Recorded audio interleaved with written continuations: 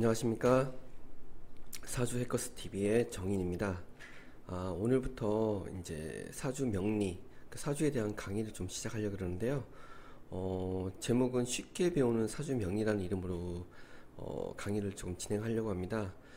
그런데 이 쉽게 배우는 사주 명리라 그래서 조금 사주 공부하시는 분들이 많은 어려움을 겪고 계신 분들 많으시고요. 처음에 접근성이 굉장히 좀 어렵습니다. 왜냐하면 생소한 단어들도 굉장히 많이 나오고요.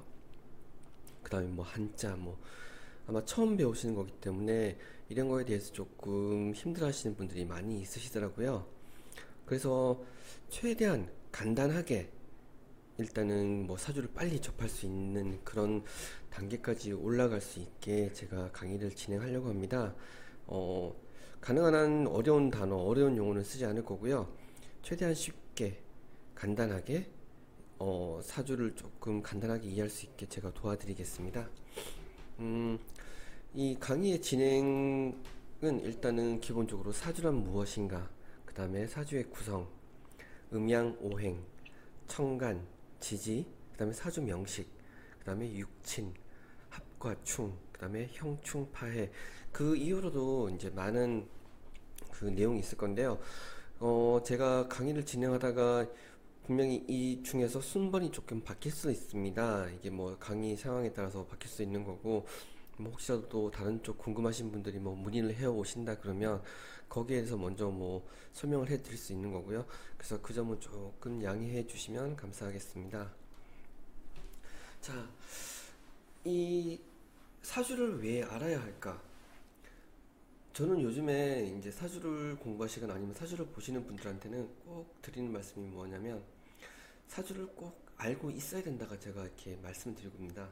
내 사주는 내가 알고 있어야 된다는 이야기죠. 사주를 왜 알아야 될까? 이 사주란 거는 뭐 어떤 분들 같은 경우는 점이다, 뭐 어떤 미래에 대한 뭐 막연한 뭐 내 미래의 남편은 어떨 것이며 내 미래의 와이프는 어떻고 미래에 내가 금전적으로 얼마나 많은 돈을 벌고 있을까 이런 걸 되게 궁금하시는 분들이 많아요. 근데 사주란 거는 물론 미래에 대한 예측이기 때문에 거기서 예측을 함으로 인해서 내가 조금 준비를 할 수 있는 건 있겠지만은 제가 점이 아니다라고 이렇게 말씀을 드리는 이유는 뭐냐면 저는 그렇게 생각해요. 점이란 거는 진짜 그 어떤 무당분들이 하시는 거나 아니면 진짜 뭐 막연하게 미래의 남자는 뭐 어떤 옷을 입고 있을 것이며 어디에서 갑자기 불쑥 나타나며 하여튼 그런 막연한 거에 대한 것을 저는 점이라고 생각해요. 예를 들어서 뭐 네 어깨에 귀신이 붙어 있다 이런 등등 그런 말을 많이 하잖아요. 근데 제가 생각하는 사주라는 거는 뭐냐면 일단 한 가지 학문이라 생각합니다. 학문. 그래서 그 드릴 말씀이 뭐냐면 기후학이다, 통계학이다. 그래서 어떤 기후의 변화, 그러니까 내가 태어난 날, 내가 태어난 월, 연, 그때 어떤 그 해 어떤 계절의 변화에 의해서 내가 내 운이 좌지우지 될 거고요. 그다음에 통계학이기 때문에 과거부터 지금까지 쭉 이루어져 있는 것들을 다 통계적으로 이렇게 내놓은 것이기 때문에 그것을 통해서 미래를 예측하는 겁니다. 그래서 조금 알아놓으시면 좋고요. 또 사주란 거는 보이지 않는 미래를 예측함으로써 앞으로 다가올 미래에 대한 지침서다라고 말씀을 드릴 수 있는데 저는 항상 이렇게 가끔 사주 상담을 받으러 오시는 분들한테 드리는 말씀이 뭐냐면 사주는 일단 기본적으로 알고 있어야 된다. 왜 알아야 될까? 음, 그런 말 있잖아요. 물 들어올 때 노져라. 솔직히 운이 좋을 때 운이 좋다는 얘기를 들으면 누구나 기분은 참 좋습니다. 근데 어떤 분들 같은 경우는 내가 올해 운이 좋으니까 막연하게 돈이 갑자기 하늘에서 떨어지겠지. 아니면 정말 운이 좋으니까 뭐 어떻게 갑자기 연애운이 좋다 그러니까 여자친구가 갑자기 생긴다든가 남자친구가 생긴다든가 그러겠지라고 생각을 하지만은 제가 드리는 말씀은 뭐냐면 이 운이란 거는 어떤 기회랑 마찬가지인 겁니다. 기회. 준비되어 있는 사람만이 그 기회를 잡을 수 있듯이 이 운도 마찬가지예요. 뭔가 좋은 운이 들어왔을 때는 물이 들어온 거가 마찬가지로 노를 져야지 내가 좀 더 빨리 갈 수 있다는 거겠죠. 근데 만약에 운이 안 좋다. 올해는 뭐 운이 안 좋으니까 하지 마라 그러면 그때는 무조건 하지 말아야 되는 거예요. 음. 운이 안 좋을 때 무언가를 하다 보면 예를 들어서 운이 안 좋다고 얘기를 하는데 금전적으로도 손해를 볼 수 있다 그러는데 아니야 난 그걸 믿지 않을 거야. 물론 뭐 믿지 않는 분들도 계시겠지만은 안 믿고 어떤 투자를 했다. 거기서 손해 보는 것도 굉장히 많을 거란 얘기죠. 그래서 가능한 한 음, 움직일 수 있을 때는 움직이는 거고요. 움직이지 말아야 할 때는 가만히 있는 것이 최선의 선택이라고 생각을 합니다.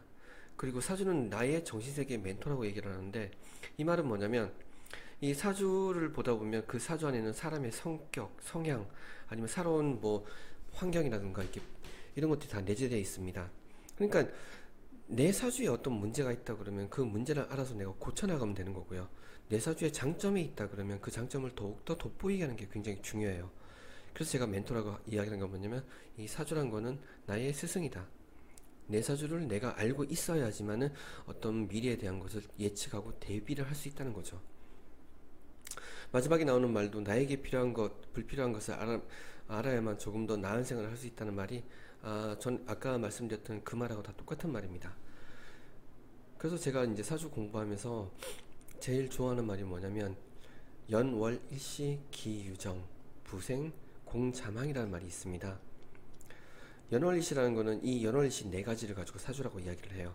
그러니까 그 연월일시 자체가 사주팔자인 거죠. 그 사주팔자가 이미 정해져 있는데 뜬구름과 같은 삶을 사는 인생들은 그것도 모르고 괜히 바쁘기만 하다.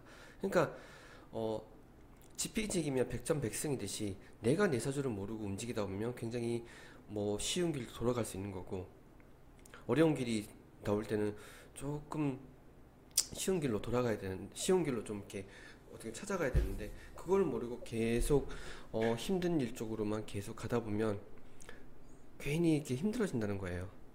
그래서 꼭 지금부터 이제 사주를 뭐 처음 접하시는 분들이든가 아니면 계속 공부를 하시는 분들, 사주에 관심 많으신 분들 같은 경우는 반드시 이 말은 꼭 기억하시고요.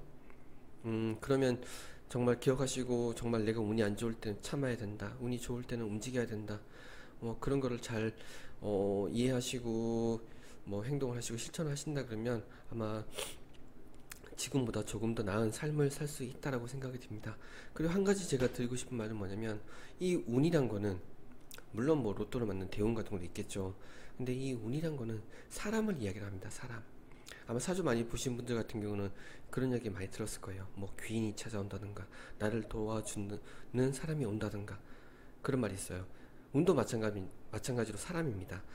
내가 운이 좋을 때는 좋은 사람이 와서 나를 도와줄 것이고, 내가 운이 나쁠 때는 분명히 나쁜 사람, 나에게 안 좋은 사람이 와서 뭐 나를 사기를 친다든가, 아마 좀 그런 게 있을 거예요. 그래서 항상 조심해야 될 거는 사람 조심하자.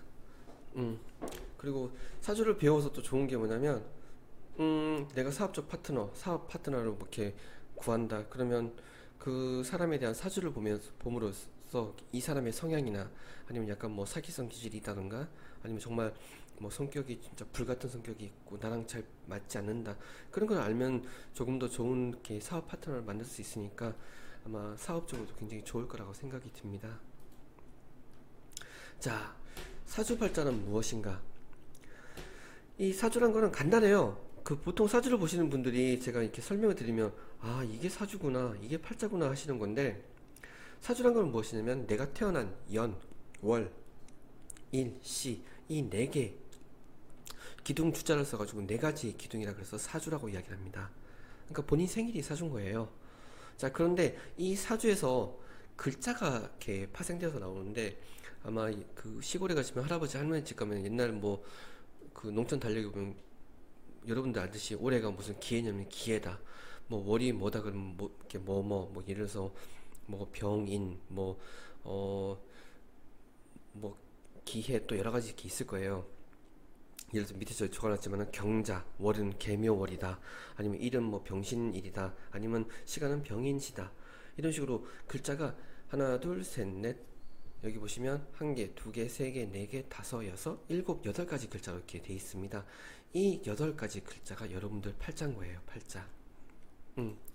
그래서 내 팔자가 왜 이렇게 싸나울까? 그러면 본인 생일이 안 좋은 거겠죠.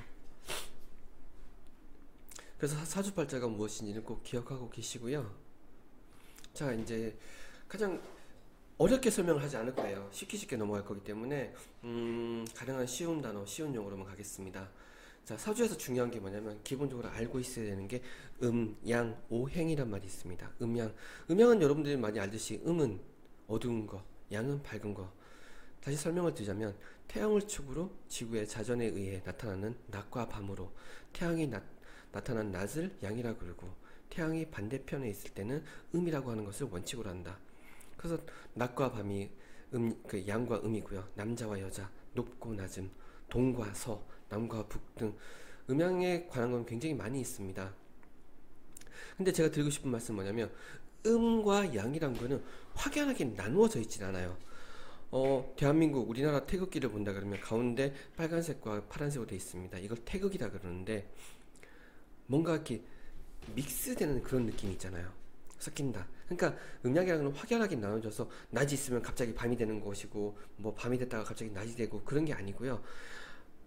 낮에서 밤으로 서서히 이동하면서 그림자가 들어오면서 갑자기 어둠이 찾아오고 어둠도 해가 뜨듯이 일출 때 보시면 해가 서서히 뜨다 보면 어둠이 사라지면서 점점 좀 해가 올라옵니다. 이게 음양이에요. 너무 어렵게 생각하지 마시고요. 아, 음과 양은 확연하게 나누어지는 게 아니라 이렇게 뭔가 조화롭게 이루어지면서 음이 들어오면 양이 빠져나가는 거고 양이 들어오면 음이 들어온다. 이게 확연하게 구분되지 않는 것이라고 생각하시면 가장 간단하게 이해할 수 있는 부분 중에 하나입니다.